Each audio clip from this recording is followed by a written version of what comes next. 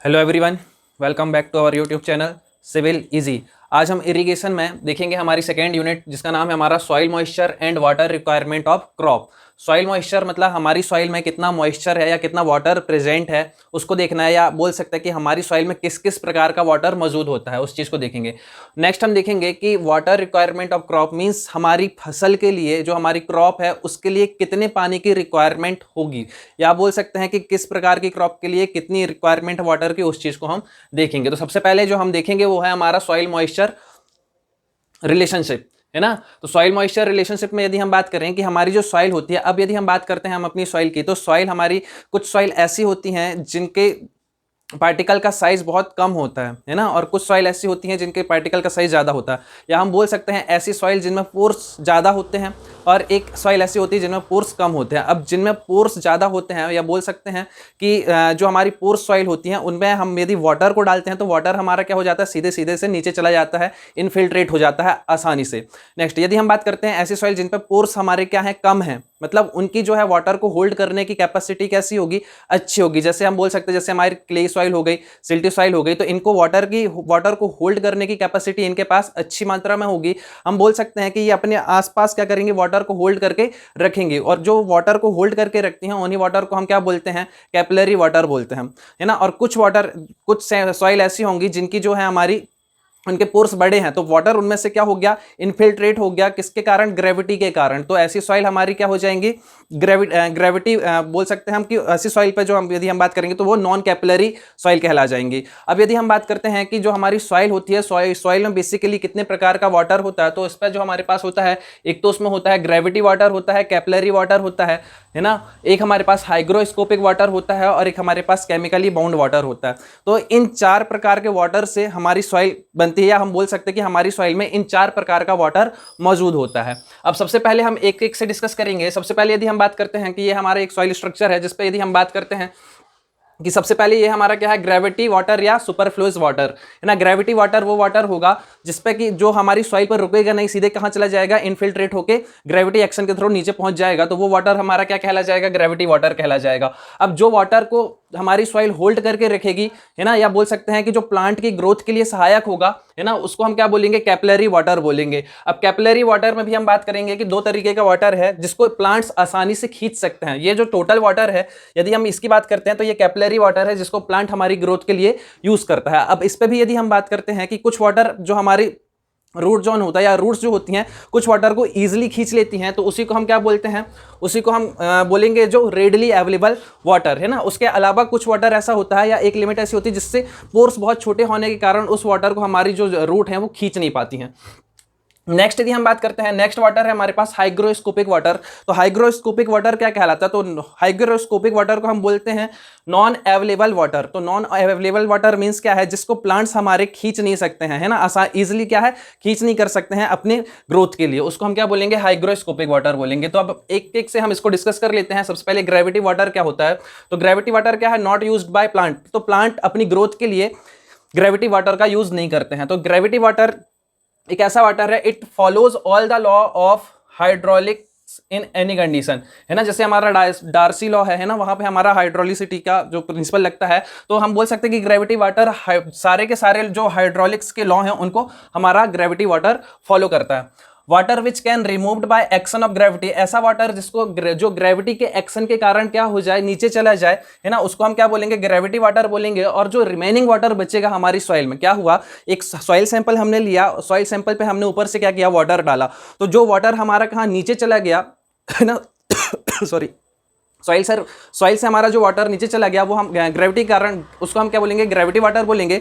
और जो water soil sample में बच गया उसको हम क्या बोलेंगे, उसको हम बोलेंगे फील्ड कैपेसिटी, है ना। इसको हम आगे और डिस्कस करेंगे फील्ड कैपेसिटी क्या होती है। नेक्स्ट है हमारे पास कैपिलरी वाटर, या इसी को हम बोलते हैं अवेलेबल वाटर। तो कैपिलरी वाटर क्या कहलाता है, ऐसा वाटर जिसको प्लांट अपनी ग्रोथ के लिए यूज करते हैं, उसी को हम क्या बोलते हैं, कैपिलरी वाटर बोलते हैं। तो water has drained of from the solids, ऐसा वाटर जो कि चला गया हमारे सॉलिड सरफेस से नीचे, है ना, किसके कारण, ग्रेविटी के कारण। और उसके बाद जो वाटर हेल्ड है हमारी सॉइल सरफेस में, उसको हम क्या बोलते हैं, कैपिलरी वाटर बोलते हैं, है ना। प्लांट अपनी ग्रोथ के लिए इसी वाटर को यूज करते हैं। यहीं पे एक पॉइंट है हमारा विल्टिंग कोफिशिएंट। अब विल्टिंग कोफिशिएंट क्या होता है, तो ये आपको दिख रहा है, ये है हमारा क्या विल्टिंग कोफिशिएंट। तो इसके ऊपर का पानी तो आसानी से प्लांट अपनी ग्रोथ के लिए यूज कर लेते हैं, लेकिन इसके नीचे का वाटर जो है, क्योंकि पोर्स हमारे बहुत, सॉइल के जो पोर्स हैं वो बहुत छोटे छोटे हैं, तो वहां से पानी खींच पाना प्लांट्स के लिए बहुत मुश्किल होता है ना। इस तो वो लिमिट ही हमारी क्या कहलाएगी, विल्टिंग कोफिशिएंट कहलाएगी। तो है क्या, maximum amount of water that is available for the plant growth. तो प्लांट ग्रोथ के लिए अब इसके ऊपर का जो वाटर रहेगा उसको हमारे प्लांट्स आसानी से यूज कर सकते हैं, लेकिन यहां इसके नीचे का पानी जो है वो इजीली यूज नहीं कर सकते हैं अपनी ग्रोथ के लिए। तो ये हमारा क्या कहला जाएगा, विल्टिंग कोफिशिएंट कहला जाएगा।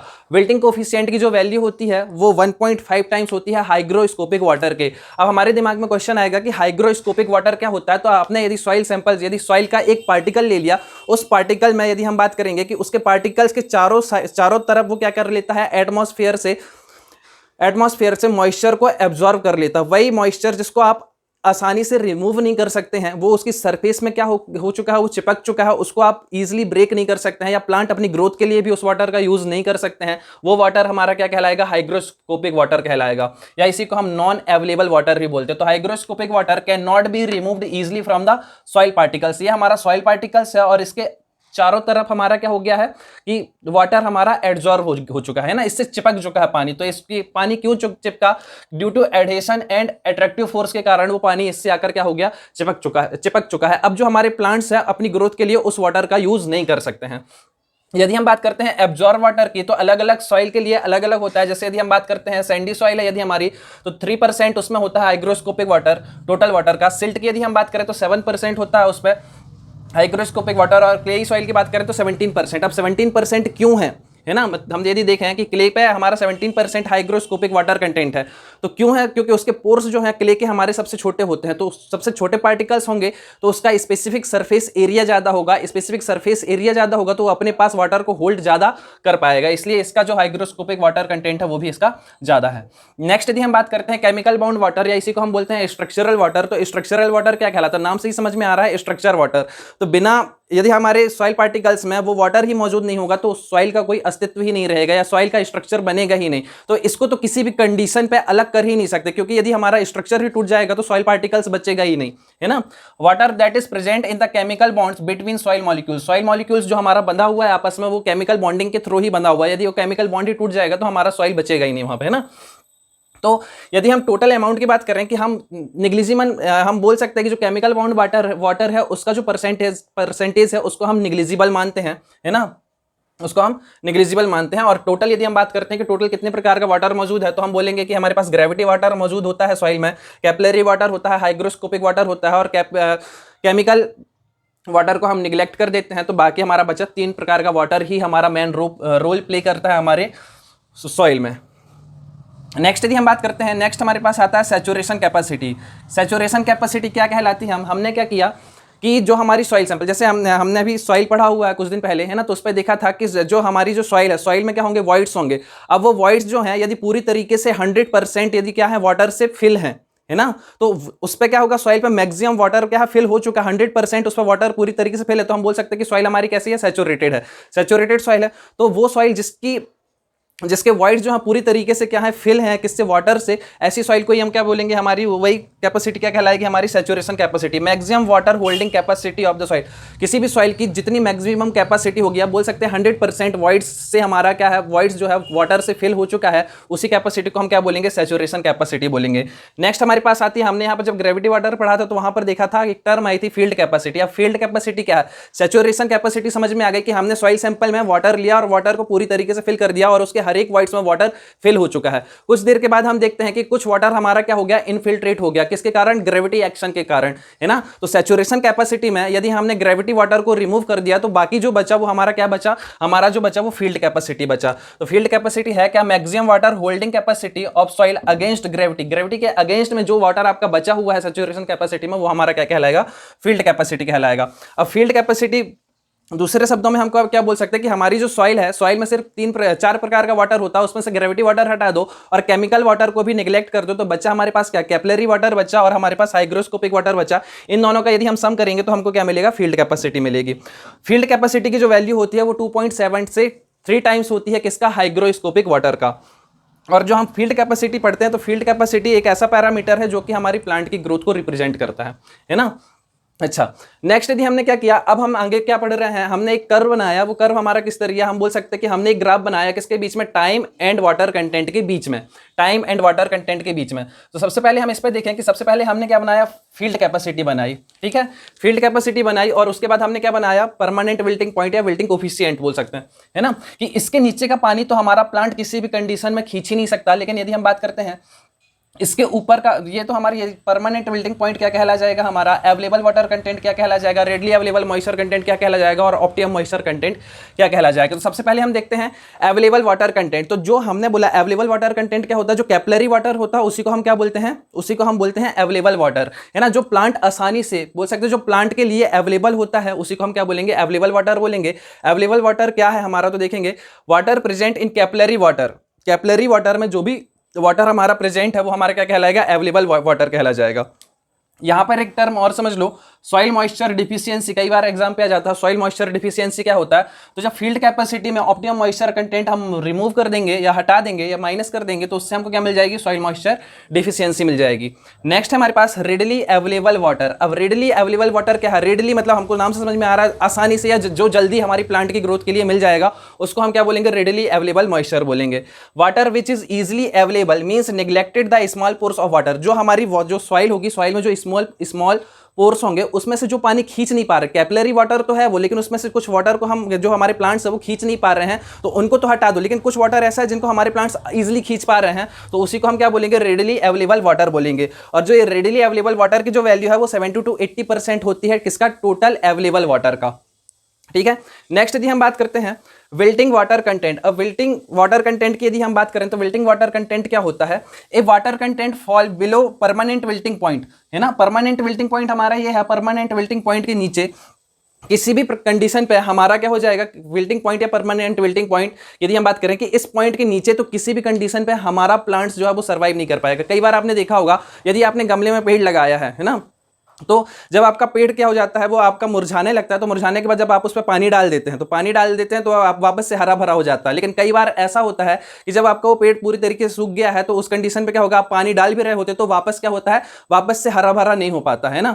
तो क्यों, क्योंकि वो परमानेंट विल्टिंग पॉइंट के नीचे पहुंच चुका होता है और फिर आपके पानी देने का कोई मतलब नहीं रह जाएगा, क्योंकि वहां पर जो मॉइस्चर कंटेंट है वो हमारा किसके नीचे चला गया है, परमानेंट विल्टिंग पॉइंट के नीचे चला गया। अब आप कितना ही पानी दो वो सर्वाइव नहीं कर पाएगा। लेकिन यदि हमारा प्लांट जो है, हमारा जो प्लांट है वो परमानेंट विल्टिंग पॉइंट के जो उसका मॉइस्चर कंटेंट है वो उसके ऊपर ही है, तो उस कंडीशन पे यदि थोड़ी बहुत पेड़ सूख भी गया और उसके बाद पानी डाल रहे हो तो आसानी से हरा भरा हो सकता है, तो वो सर्वाइव कर सकता है। इस पॉइंट के ऊपर आसानी से हमारे प्लांट्स सर्वाइव कर पाते हैं, लेकिन परमानेंट विल्टिंग पॉइंट के नीचे हमारे प्लांट सर्वाइव नहीं कर पाते हैं, है ना। तो विल्टिंग वाटर कंटेंट क्या है, water content fall below permanent wilting point water content then plant will not survive, है ना। अब यहाँ पर कुछ टर्म लिखी हुई है, एक तो लिखा है optimum moisture content, readily available moisture, permanent wilting point. तो इनको यदि समझें तो अभी तो हमने यहाँ पर अभी फॉर्मूले देखेंगे तो वहाँ पर हमने डिस्क्राइब कर दिया कि ऑप्टिमम मॉइस्चर कंटेंट को हम एम नॉट से शो कर रहे हैं, एफ सी मतलब फील्ड कैपेसिटी है, फाई को हम शो कर रहे हैं विल्टिंग पॉइंट या परमानेंट विल्टिंग पॉइंट से, RAW मतलब हमारा रेडली अवेलेबल वाटर है, और रेडली अवेलेबल वाटर मैंने बता दिया 70 to 80% होता है किसका, टोटल अवेलेबल वाटर का। अब यहाँ पर एक कंफ्यूजन आ रही होगी कि ऑप्टिमम मॉइस्चर कंटेंट क्या है। तो ऑप्टिमम मॉइस्चर कंटेंट पहले ही बताया था लास्ट क्लास में कि ऑप्टिमम मॉइस्चर कंटेंट वो वाटर कंटेंट जहां पर हमको मैक्सिमम ग्रोथ मिलती है ना, मैक्सिमम ग्रोथ मिलती है, उसी को हम क्या बोलते हैं, ऑप्टिमम मॉइस्चर कंटेंट बोलते हैं। जैसे हमने ग्राफ बनाया, यील्ड पॉइंट है, मतलब यील्ड मतलब जो हमारी फसल की पैदावार, और ये हमारा वाटर कंटेंट। तो हमने क्या किया, सबसे पहले पानी देना स्टार्ट किया। अब वाटर जब हम देते जा रहे हैं तो हमारी जो है देखते हैं धीरे धीरे उसकी यील्ड क्या होती है, बढ़ती जा रही है। लेकिन यदि हम बात करें परमानेंट विल्टिंग, क्योंकि इससे नीचे तो हमारा प्लांट कोई भी सर्वाइव करेगा ही नहीं परमानेंट विल्टिंग पॉइंट से, लेकिन परमानेंट विल्टिंग पॉइंट के ऊपर जब हम देखेंगे तो हमारे प्लांट की ग्रोथ क्या हो जाएगी, धीरे धीरे जो हमारे जो यील्ड है वो हमारी इंक्रीज होती जाएगी। तो सबसे पहले हम यहाँ पर देख रहे हैं क्या है, हमारी परमानेंट विल्टिंग पॉइंट में जो हमारी ग्रोथ है वो कुछ इस तरीके से, ठीक है। फिर हमने और वाटर की सप्लाई किया तो हमारा क्या हो जाएगा, ऑप्टिमम मॉइस्चर कंटेंट पहुंच जाएंगे जहां पर हमको यील्ड जो है या जो हमारी ग्रोथ है वो हमको मैक्सिमम मिलने लगेगी, है ना। फिर हमने और वाटर की सप्लाई किया तो हम फील्ड कैपेसिटी में पहुंच गए, और फील्ड कैपेसिटी में वापस से देखेंगे कि उस कंडीशन में जब हमारे खेत में पूरी तरीके से पानी भर चुका है, फील्ड कैपेसिटी के बराबर वाटर कंटेंट हो चुका है, तो उस कंडीशन में फिर से उसकी ग्रोथ क्या हो जाएगी, कम हो जाएगी। तो इसलिए हमको फील्ड कैपेसिटी के बराबर हमको वाटर नहीं देना होता, तो हमको वाटर कितना देना होता है, ऑप्टिमम मॉइस्चर कंटेंट के बराबर। तो यहाँ पर एक चीज देख रहे हैं कि ऑप्टिमम मॉइस्चर कंटेंट से नीचे हमको यील्ड नहीं मिल रही है। उसका रीजन क्या है, क्योंकि हमारे पास जो है वाटर की जो वैल्यू है, जो हमारा वाटर कंटेंट है वो कम है, इस कारण से इस साइड या इस वाले एरिया में हमको ग्रोथ देखने को नहीं मिल रही है। लेकिन हम यहाँ पर देखेंगे कि यहाँ पर भी तो हमने तो वाटर ज़्यादा दे दिया, फिर भी हमारी जो सॉइल है या जो हमारी क्रॉप है वो हमारी, या जो हमारी यील्ड है वो हमको प्रॉपर तरीके से नहीं मिल रही है, वो कम होती जा रही है। तो उसका रीज़न क्या होता है कि जैसे जैसे वाटर बढ़ाते हैं हम, तो सैलिनिटी इंक्रीज हो जाती है ना। हमारी जो सॉइल है वो कैसी होने लगती है, सैलाइन होने लगती है। तो सैलाइन होने के कारण भी हमको ग्रोथ नहीं मिलती है। ठीक है, तो सारे के सारे पॉइंट मेरे ख्याल से समझ में आ गए होंगे कि कौन सी चीज क्या है। ये अवेलेबल वाटर है, इसी को कैपिलरी वाटर बोलते हैं। ये रेडली अवेलेबल वाटर है ना। ऑप्टिमम मॉइस्चर कंटेंट वो वाटर कंटेंट है जहां पर हमको मैक्सिमम ग्रोथ मिलती है देखने के लिए, है ना। परमानेंट विल्टिंग पॉइंट वो पॉइंट है जहां पर जिसके ऊपर तक तो हमारे जो प्लांट्स है वो आसानी से सर्वाइव कर पाते हैं, लेकिन उस वाटर कंटेंट के नीचे हमारे जो सारे के सारे प्लांट्स है वो सर्वाइव नहीं कर पाते हैं। तो ये हमारा क्या हो जाएगा, परमानेंट विल्टिंग पॉइंट। और उसके नीचे जो ये है हमारा, ये क्या हमारे पास, hygroscopic water. Hygroscopic water, hygroscopic water क्या है या नॉन अवेलेबल वाटर क्या है, जिसको हमारे प्लांट्स किसी भी कंडीशन पर यूज नहीं कर सकते हैं। नेक्स्ट है, यदि हमारे पास इसमें से कुछ फॉर्मूले आ जाते हैं। अब इस फॉर्मूले का यदि हम बात करें, फील्ड कैपेसिटी क्या है। फील्ड कैपेसिटी एक प्रकार से वाटर कंटेंट ही है। तो वाटर कंटेंट क्या है, wait of water divide by weight of solid, है ना। तो यहाँ पर वेट की यदि हम बात करेंगे तो वेट कैसे निकालेंगे, यूनिट वेट इंटू वॉल्यूम। तो यूनिट वेट हमने वाटर का ले लिया, वॉल्यूम की जगह पे हमने area into depth of water ले लिया। नीचे यदि हम बात करेंगे कि यहाँ पर क्या आ जाएगा, ड्राई सॉइल आ जाएगी, तो dry unit weight of soil, area जो हमारी सॉइल सैंपल होगा उसका हम एरिया, और इसकी हम क्या ले लेंगे, डेप्थ ऑफ रूट जोन ले लेंगे। इसका डेरिवेशन है, डायरेक्ट आपको ये फॉर्मूला याद करना है। यदि आपने इस फॉर्मूले को याद कर लिया, वैसे आप इस फॉर्मूले को बना भी सकते हो, लेकिन हम यहाँ पर सिर्फ फॉर्मूले को डिस्कस करेंगे, है ना।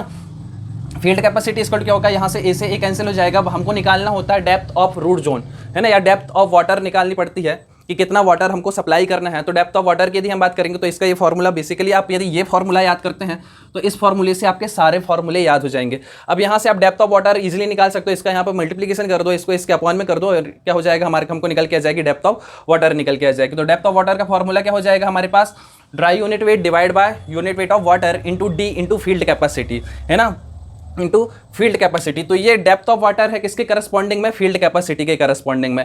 यदि हमको डेप्थ ऑफ वाटर निकालनी है परमानेंट विल्टिंग पॉइंट के करस्पॉन्डिंग में, तो हमारी फील्ड कैपेसिटी की जगह पे क्या आ जाएगा, परमानेंट विल्टिंग पॉइंट आ जाएगा।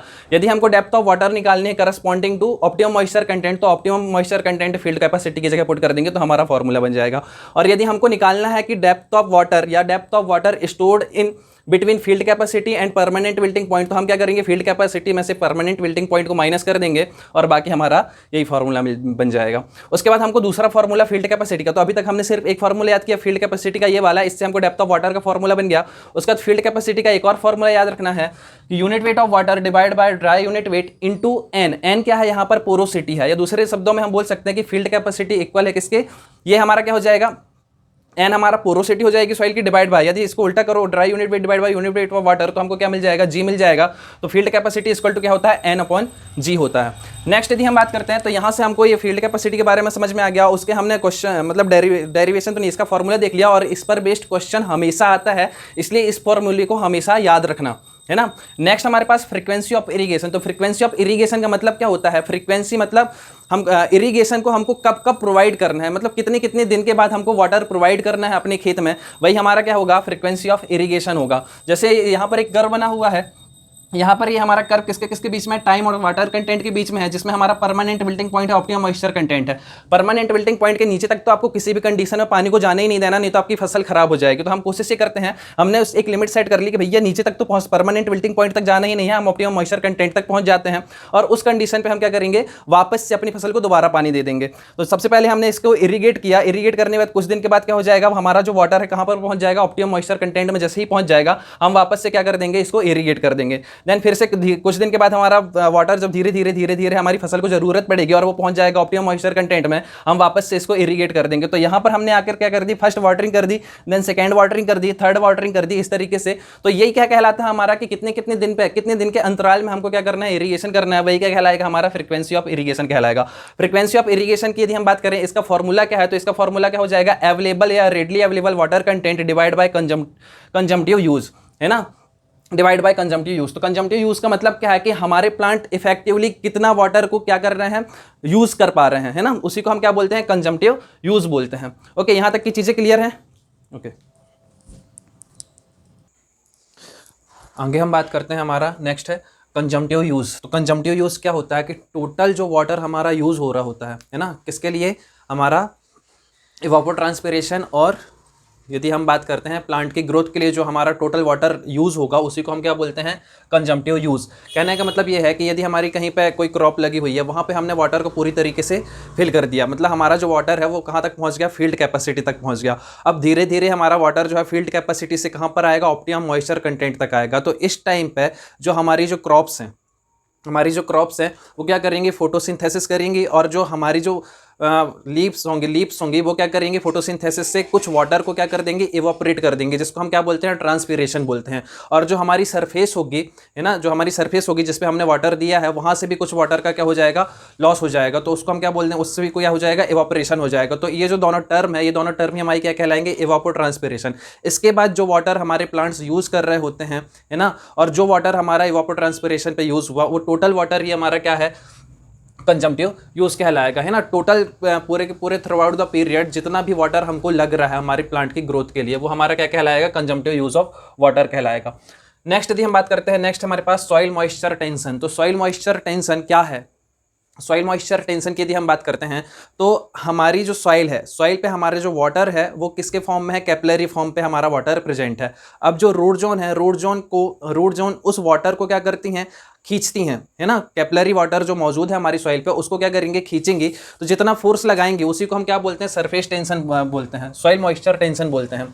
It is represent the force required by the plant root को जितना फोर्स लगा रही होती हैं वाटर मॉलिक्यूल्स को खींचने के लिए, है ना, to loosen the water molecules, उसी को हम क्या बोलते हैं, सॉइल मॉइस्चर टेंशन।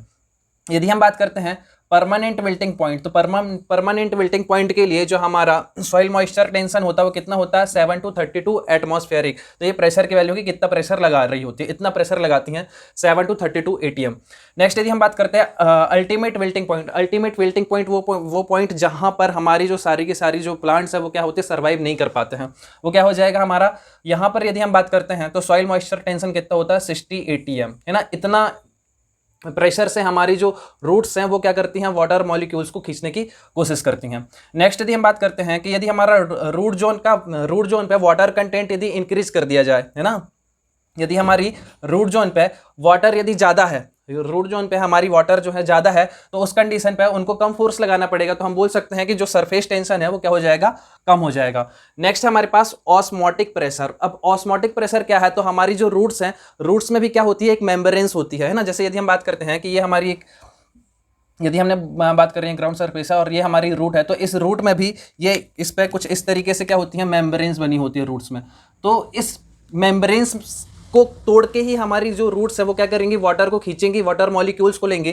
तो जो हमारी रूट होगी, इस मेम्ब्रेन्स को तोड़ने के लिए, जितना तोड़ के वाटर को अंदर लेने के लिए जो प्रेशर लगा रही होती हैं, जितना फोर्स लगा रही होती है, उसकी इंटेंसिटी को ही हम क्या बोलते हैं, ऑस्मोटिक प्रेशर बोलते हैं। तो pressure needed in water to infiltrate inside root membranes. तो वाटर को अंदर खींचने के लिए मेम्ब्रेन्स जितना प्रेशर या जितनी इंटेंसिटी का फोर्स लगाती हैं उसी को हम क्या बोलते हैं, ऑस्मोटिक प्रेशर बोलते हैं। यदि सॉल्ट कंटेंट की वैल्यू ज़्यादा है, तो सॉल्ट कंटेंट की वैल्यू ज़्यादा होगी तो ऑस्मोटिक प्रेशर की वैल्यू भी ज़्यादा होगी, क्योंकि सॉल्ट वाटर को ज़्यादा तेजी से जकड़ के रखेगा, इसके कारण हमको ज़्यादा प्रेशर लगाना पड़ेगा, उसी को हम क्या बोल रहे हैं, ऑस्मोटिक प्रेशर भी हमारी वैल्यू क्या हो जाएगी, ज़्यादा हो जाएगी, है ना।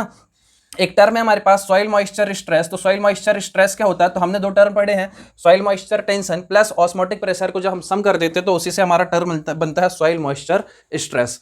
ठीक है, इस तरीके से हमारा सॉइल वाटर रिलेशनशिप जो है हमारा कंप्लीट हुआ। अब हमारा जो है सेकेंड पार्ट स्टार्ट हो रहा है, जिसमें हमारा क्या है, वाटर रिक्वायरमेंट ऑफ क्रॉप। तो क्रॉप को कितने वाटर की रिक्वायरमेंट है उस चीज़ को हम यहाँ पर डिस्कस करेंगे। तो सबसे पहले एक डायग्राम बनाया हुआ है, इस डायग्राम पे हमने ये टाइम को दर्शाया हुआ है ना। इस पे दिखा रहा है हमारी ये फर्स्ट वाटरिंग है, हमारी ये पूरी की पूरी क्रॉप है ना, क्रॉप लगी हुई है। जब हम स्टार्टिंग में उस पर पहला पानी, जब हम अपनी फसल में पहला पानी दे रहे होते तो उसको फर्स्ट वाटरिंग बोल रहे हैं, और यहाँ पर ये क्या है, लास्ट वाटरिंग, जो हमने उस पर लास्ट वाटरिंग की। और फर्स्ट वाटरिंग के बाद हमने क्या किया, उस पर बीज बोया, मतलब उसको हमने क्या किया, सोइंग किया, और लास्ट में हमने फसल को क्या किया, काट लिया, तो हार्वेस्टिंग हो जाएगा।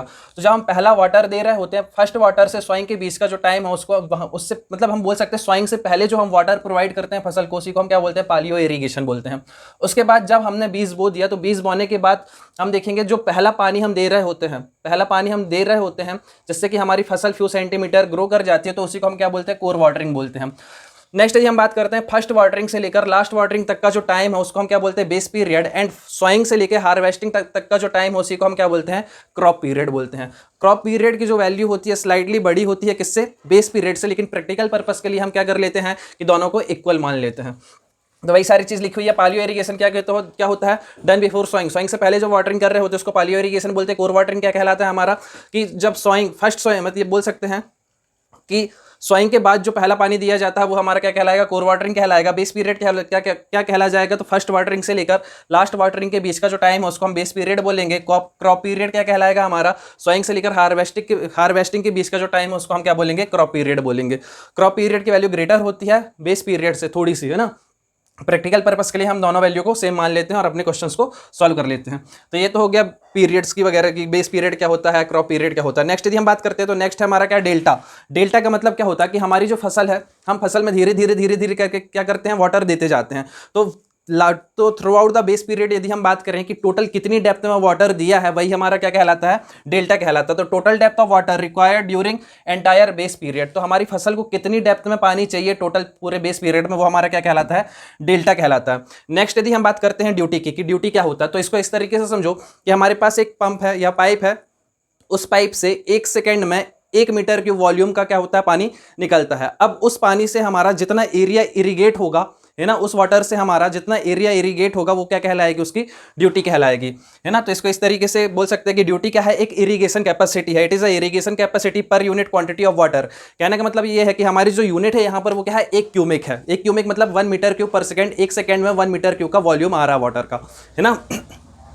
1 मीटर क्यूब हमारी क्या है, यूनिट है। और इससे हम बोल रहे हैं कि कुछ हेक्टेयर हमारी क्या हो रही है, एरिया इरिगेट हो पा रहा है, तो वो क्या कहला जाएगी, हमारी ड्यूटी कहला जाएगी। तो ड्यूटी की यदि हम यूनिट की बात करें तो क्या हो जाएगा, एरिया डिवाइड बाय डिस्चार्ज, है ना। डिस्चार्ज बोल सकते हैं हम क्यूमिक, हेक्टेयर पर क्यूमिक क्या हो जाएगी, इसकी यूनिट हो जाएगी। या दूसरे शब्दों में इसको ऐसे बोल सकते हैं, area irrigated when 1 cumec water supplied throughout the base period. यदि हम पूरे बेस पीरियड में 1 मीटर क्यूब पर सेकेंड का यदि हमने डिस्चार्ज दिया तो उससे कितना एरिया इरिगेट होगा, वही क्या कहलाएगी, हमारी ड्यूटी कहलाएगी।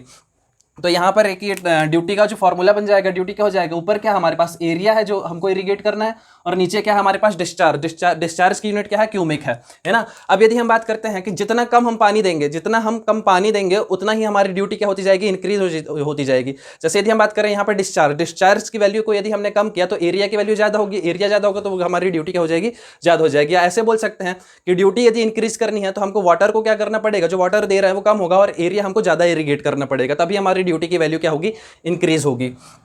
नेक्स्ट यदि हम बात करते हैं relationship between delta base period and duty के बीच में क्या रिलेशन है, तो डायरेक्ट ये फॉर्मूला याद रखना है, D = 8.64 B divide by delta, है ना। अब ये आया कैसे, तो हम इसको कुछ नहीं किया, टोटल वॉल्यूम जो हमारा हमने सोर्स से रिलीज किया है और जितना हमारे खेत में वाटर जो है वो स्टोर है या भरा हुआ है, उन दोनों वॉल्यूम को हमने क्या कर दिया, इक्वल कर दिया। तो हमारा ये क्या बन जाएगा, हमारे पास ये फॉर्मूला निकल के जाएगा। तो D = हमारा फॉर्मूला बन जाएगा 8.64 B डिवाइड बाय डेल्टा। यहाँ पर जो B की वैल्यू है वो डेज में है, D हमारा जो है ड्यूटी जो है हमारा हेक्टेयर पर क्यूमिक में है, और जो डेल्टा है वो हमारा मीटर में है। यदि ये सेंटीमीटर में आ जाए, यदि हमको ये वैल्यू सेंटीमीटर में दे दे तो उस कंडीशन में हमको जो फॉर्मूला लगाना है D = 864 B divide by delta लगाना है, ठीक है। उसके बाद कई बार ये फॉर्मूला भी देखने को मिल जाता है हमारे स्टेट एग्जाम पे या AE के एग्जाम पे, तो उस कंडीशन पे यदि हम बात करते हैं तो ये D = जो फॉर्मूला होता है 2B डिवाइड बाय डेल्टा। अब यहाँ पर यदि B की बात करें तो B तो हमारा डेज में है, डेल्टा जो है हमारा फीट में है, और जो D है हमारा वो एकड़ पर क्यूमिक में है, ठीक है।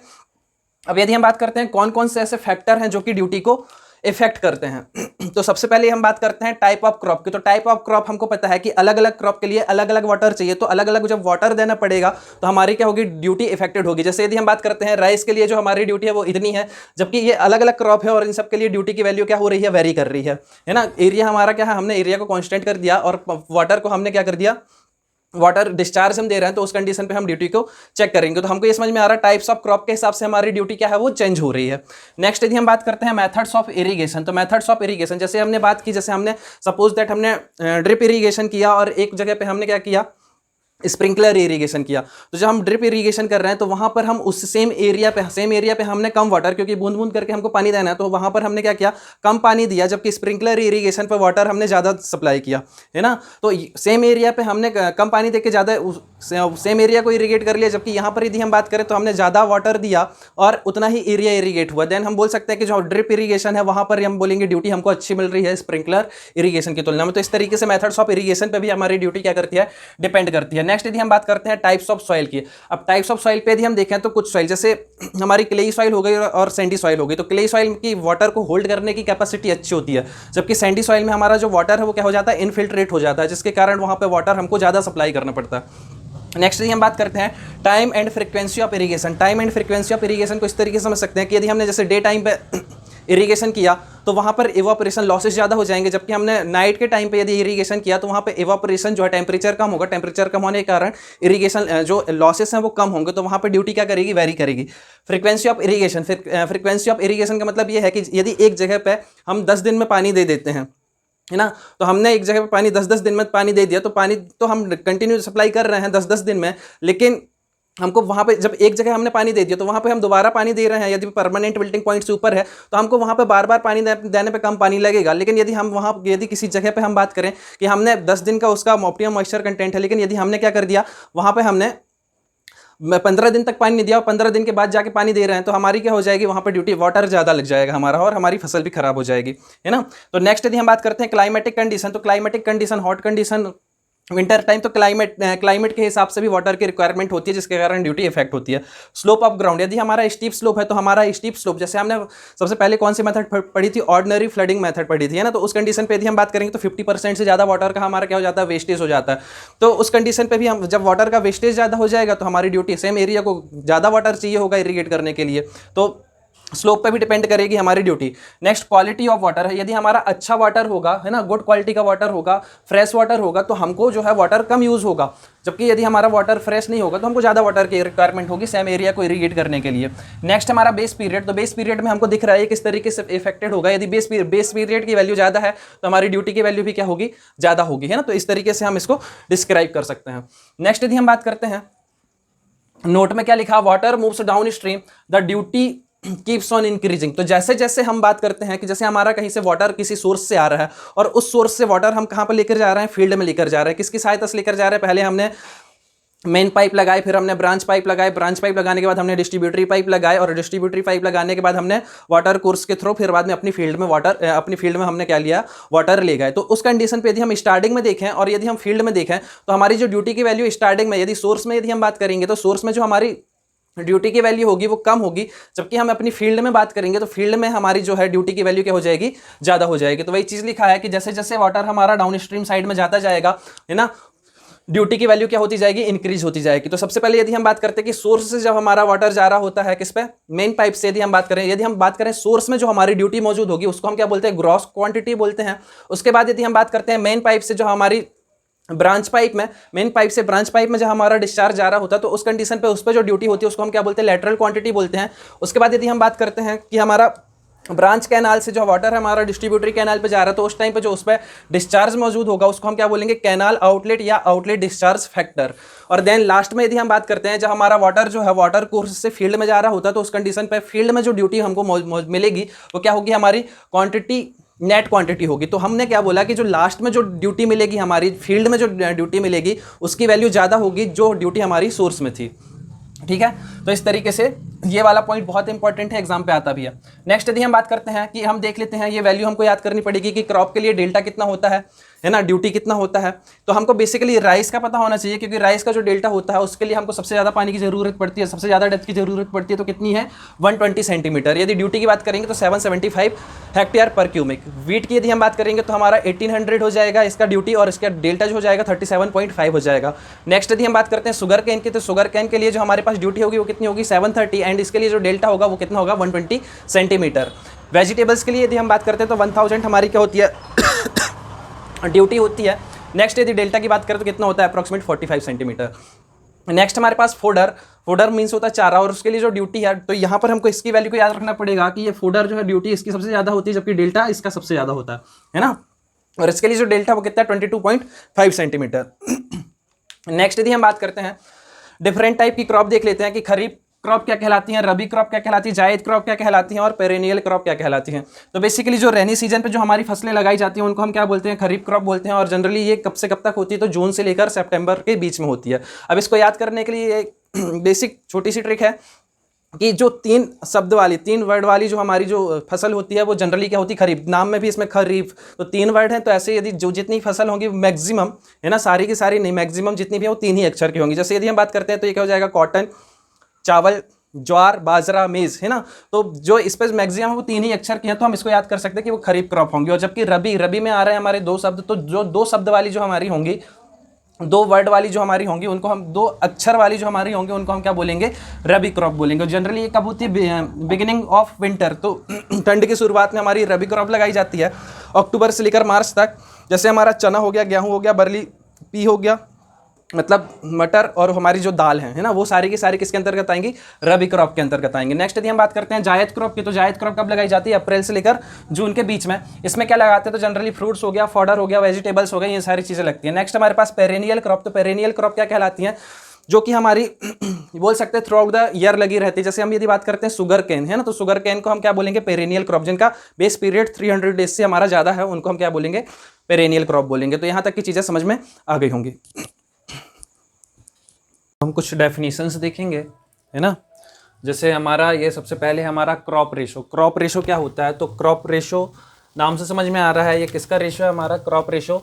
जो खरीफ की क्रॉप में जो एरिया आपका इरिगेटेड हुआ था और जो रबी की क्रॉप में जो एरिया आपका इरिगेटेड हुआ है, उनका जो रेशो है वही हमारा क्या कहलाता है, क्रॉप रेशो कहलाता है। नेक्स्ट यदि हम बात करते हैं टाइम फैक्टर। टाइम फैक्टर क्या कहलाता है हमारा, तो number of days canal run divide by estimated irrigation water. कहने का मतलब ये है कि कैनाल में कितने दिन पानी चला आपका और कैनाल में कितने दिन आपका पानी चाहिए, यही इन दोनों का जो रेशो है वो आपका क्या कहलाता है, टाइम फैक्टर कहलाता है। नेक्स्ट डेफिनेशन है हमारे पास कैपेसिटी फैक्टर। तो कैपेसिटी फैक्टर क्या है, ये भी एक प्रकार का रेशो है। किसका रेशो है ये, actual discharge divide by design discharge. यदि हम टाइम फैक्टर और कैपेसिटी फैक्टर को मल्टीप्लाई कर दें तो हमको जो रेशो मिलता है, किसका किसको रेशो मिलता है, Q max divide by Q design का, है ना। यदि आपको डिजाइन डिस्चार्ज निकालना है तो कैसे निकाल सकते हैं आप, maximum discharge divide by time factor into capacity factor से। तो इस फॉर्मूले का भी यूज होता है क्वेश्चंस को सॉल्व करते टाइम पे।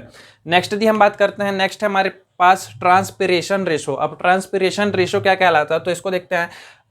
Wait of water transpired per unit weight of dry matter produce. अब ये क्या लिखा हुआ कुछ समझ पे नहीं आया, है ना। तो कहने का मतलब क्या है कि 1 यूनिट ड्राई मैटर के प्रोड्यूस होने में, है ना, 1 यूनिट ड्राई मैटर के प्रोड्यूस होने पे कितने यूनिट हमको वाटर चाहिए, वही हमारा क्या कहलाता है, ट्रांसपिरेशन रेशो कहलाता है।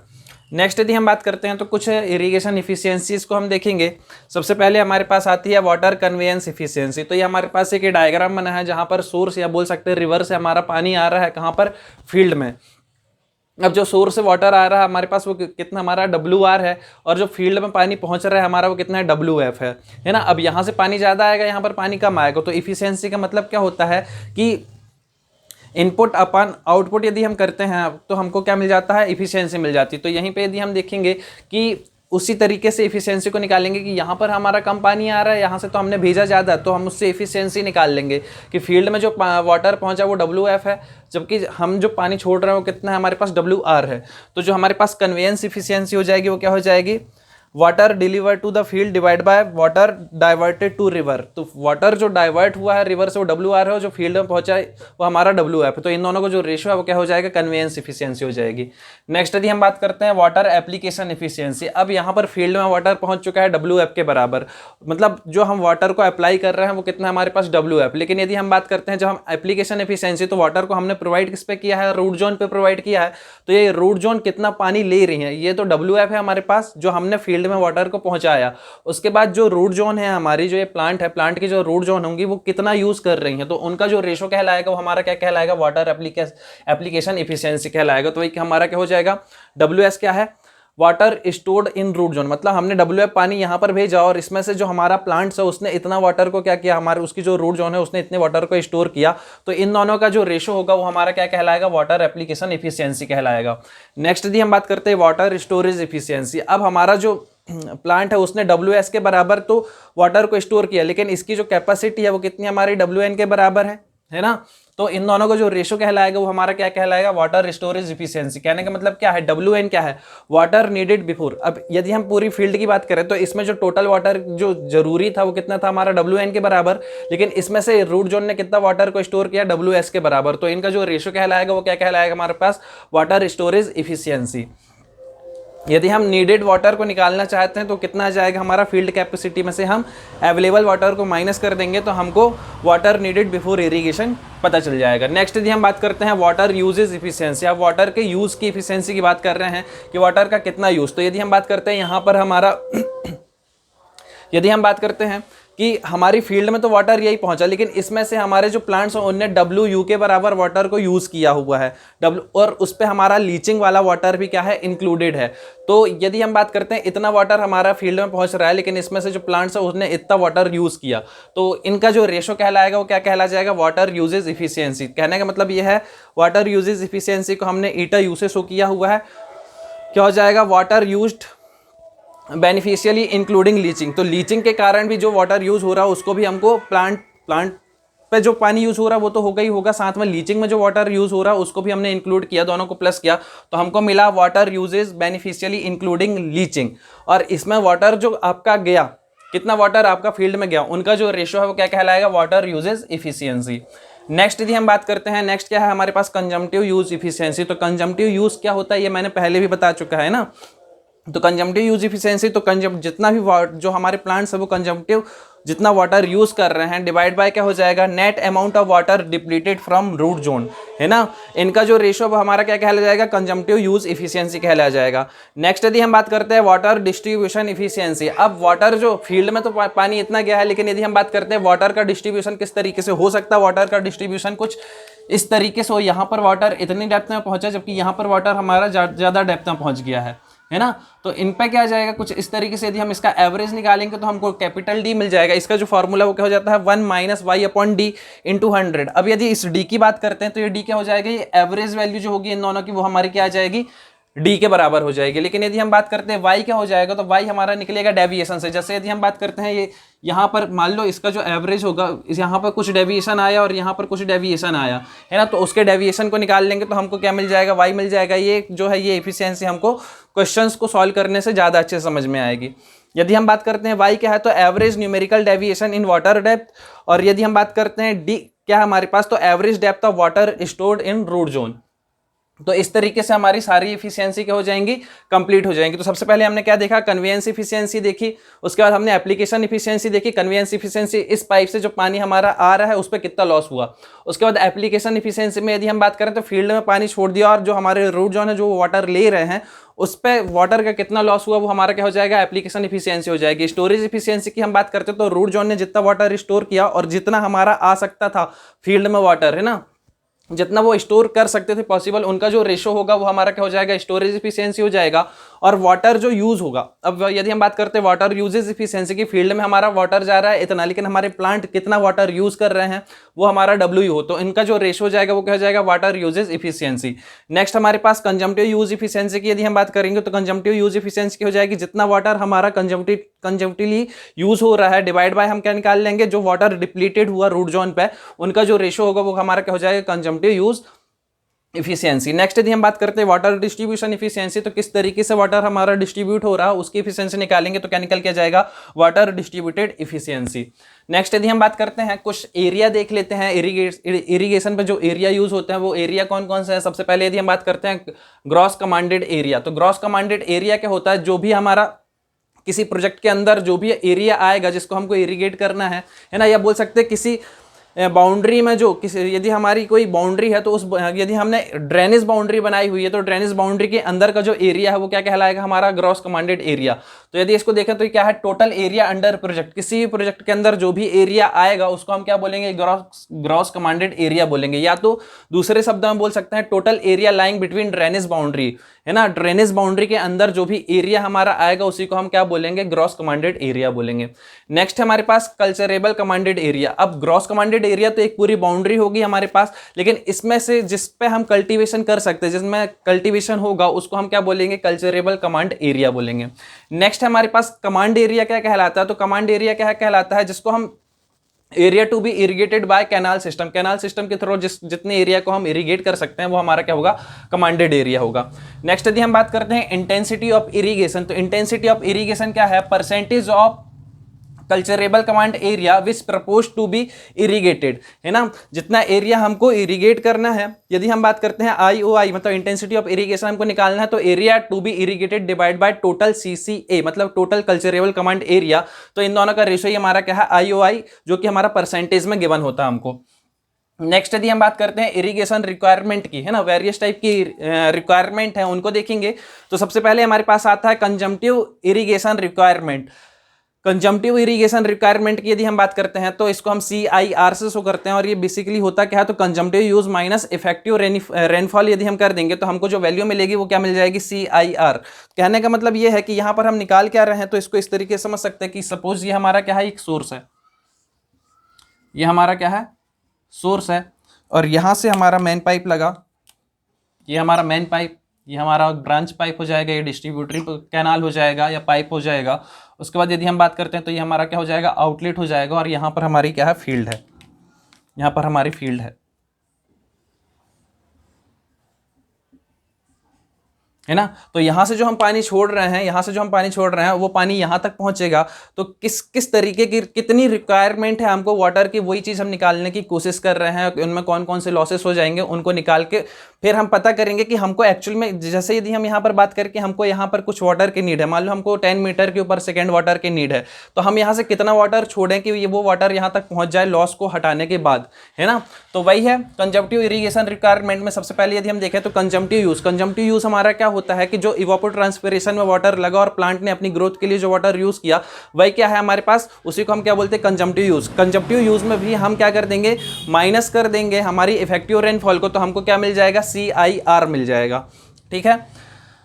अब नेक्स्ट यदि हम बात करते हैं, नेक्स्ट रिक्वायरमेंट है हमारी इरिगेशन की, क्या है, net irrigation requirement. Net irrigation requirement क्या होती है, CIR से बड़ी होती है। कहने का मतलब कैसे, NIR जो होता है वो कैसे मिलकर बना होता है, CIR, जो CIR यहाँ पर निकल के आएगा, plus water requirement for leaching, leaching के लिए जो वाटर, क्योंकि हमको लीचिंग के लिए भी वाटर इंक्लूड करके भेजना पड़ेगा यहाँ से, है ना।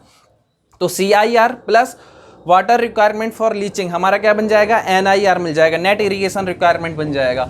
और यहाँ पे हम देख रहे हैं कि NIR की वैल्यू क्या होगी, ग्रेटर होगी, क्योंकि CIR तो इस पे इंक्लूड है, प्लस हमारा क्या है, लीचिंग वाटर भी है, तो NIR की वैल्यू ग्रेटर होगी CIR से।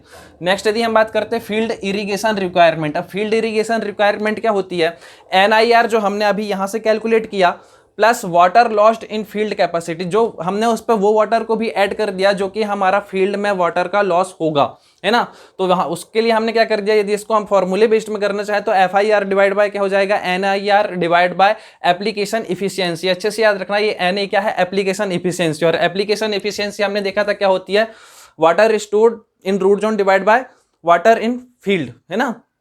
वो क्या हो जाएगा हमारा यहाँ पर एप्लीकेशन एफिशिएंसी हो जाएगा। अब जो हमको यहाँ पे ये समझ में आ रहा है कि FIR की वैल्यू क्या है हमारे पास, NIR प्लस जो वाटर हमारा ऐड हुआ है किसके कारण, लॉसेस में, है ना, उन वाटर को भी हमको ऐड कर लेना है NIR में, तो हमको क्या मिल जाएगा, FIR। तो यहाँ से समझ में आ रहा है कि FIR की वैल्यू ग्रेटर है NIR से, और NIR की वैल्यू है ग्रेटर है CIR से।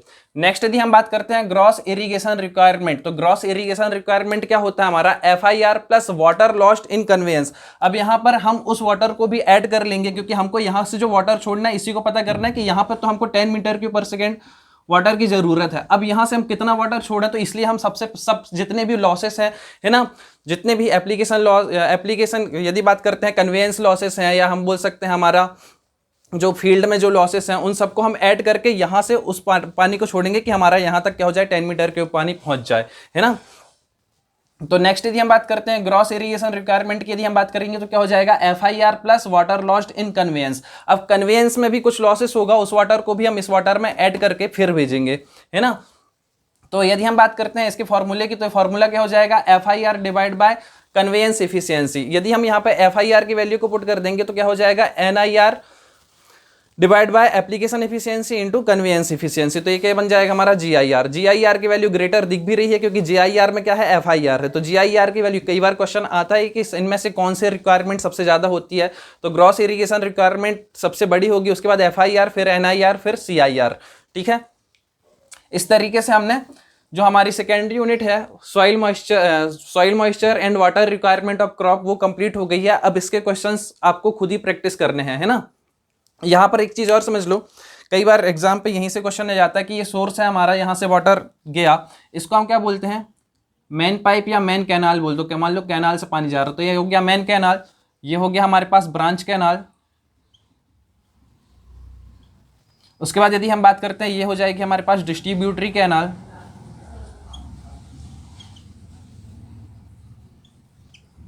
और ये हमारे पास क्या हो जाएगा, वाटर कोर्स। Water course. अब यहाँ पर मैंने जब ड्यूटी डिस्कस किया था तो वहाँ पर ये डायग्राम नहीं बनाया था, लेकिन यहाँ पर देख लो, यहाँ पर जो सोर्स के पास में यहाँ पर कुछ ड्यूटी हमको मिलेगी, यहाँ पर कुछ ड्यूटी हमको मिलेगी, यहाँ पर कुछ ड्यूटी हमको मिलेगी, और यहाँ पर कुछ ड्यूटी हमको मिलेगी। उनको हम किस नाम से जानते हैं, तो यदि हम बात करते हैं जो सोर्स के पास हमको जो ड्यूटी मिलेगी, वो ड्यूटी जो होगी वो उसको हम क्या बोलते हैं, ग्रॉस क्वांटिटी।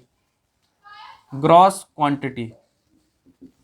उसके बाद यदि हम बात करते हैं इस जगह पर जो हमको ड्यूटी मिलेगी, इस ड्यूटी को हम क्या बोलते हैं, लैटरल क्वांटिटी। नेक्स्ट यदि हम बात करते हैं यहां पर जो हमको ड्यूटी मिलेगी इस पॉइंट में, उसको हम क्या बोलते हैं, आउटलेट फैक्टर। आउटलेट फैक्टर, या हम इसी को बोल सकते हैं outlet discharge coefficient. Outlet discharge coefficient, है ना। उसके बाद यहां पर जो हमको वैल्यू मिलेगी ड्यूटी की, उसको हम क्या बोलेंगे, नेट क्वांटिटी। Net quantity.